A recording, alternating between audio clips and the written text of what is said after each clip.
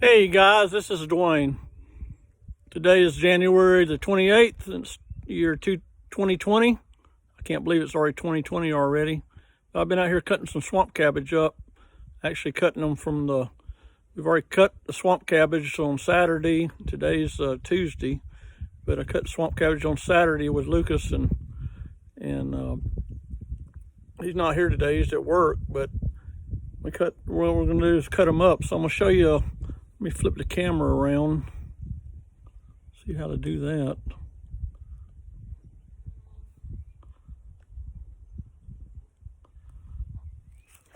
Just a second. All right, I got the camera flipped around, but I had to cut it off and start over again. But this is a pile of 26 cabbage boots that was on this pallet right over here. And what I've done is cut them down, booted them down till they're right about ready to cut up into the pot. Or actually, it's a cooler that I got some ice water in and some sour orange in there mixed to combat the coolers right here. Keep the cabbages from turning brown. Let me get out of the sun here, so it's not a shadow. But the cabbages, if I didn't put that sour orange in there, they would turn real brown, like a banana turns brown when the air hits it. So I've got 23 of them already cut up, and I got 3 more to cut up. So I'm gonna attempt to show you how to cut one up.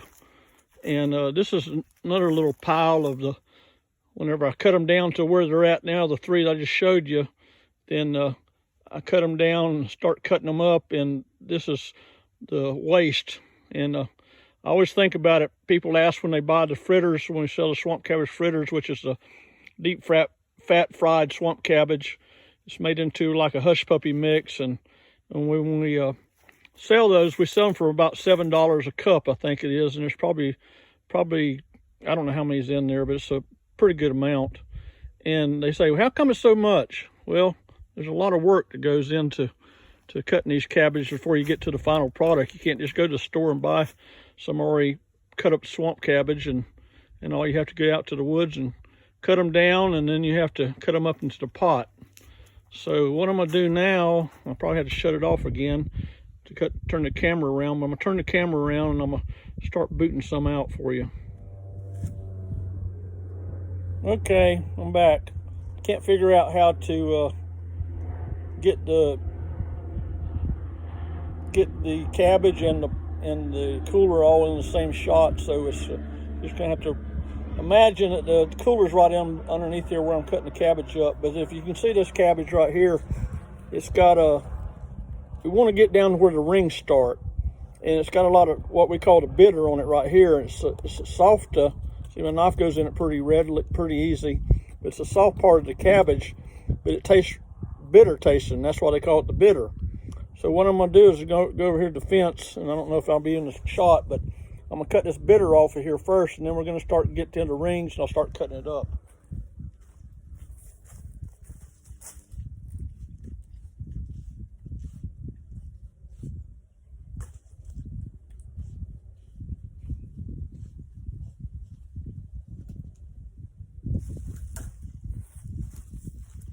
Okay, we're back.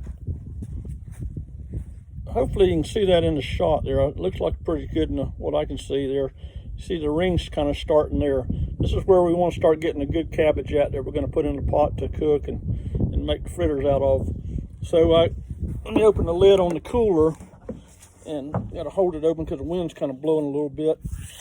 But what I'll do is I'll start taking off each individual boot, because it's still kind of hard part that you don't want to have into the final product. And so what you can do sometimes on these boots, you can break them off. That one won't even break off, because it's what it does, it gets into the fibers there. There's fibers and it pulls down. You don't want that into your final product, so I'm going to throw that on the ground. So we'll take off one more boot here. And this breaks off pretty good, so I'm going to try to get as much as I can out of this one, but you get the majority of it when I'm going to be cutting with my knife and cutting it up. Okay, see, we got the rings here. Then I take my knife and kind of do it at an angle and cut. Yeah, it's getting in there pretty good. Hold it up here so you can maybe see it better. Cut pretty good sized chunks, but I do it at an angle so it's not just thin rings. It's just big chunks of cabbage you want to cut up in there. Now my knife is starting to drag just a little bit, so I know by the feel of my knife that I'm getting some tougher parts of the cabbage. So what I'm gonna do, I'm gonna take off another boot, put that on the ground, and I can still cut off a little bit more.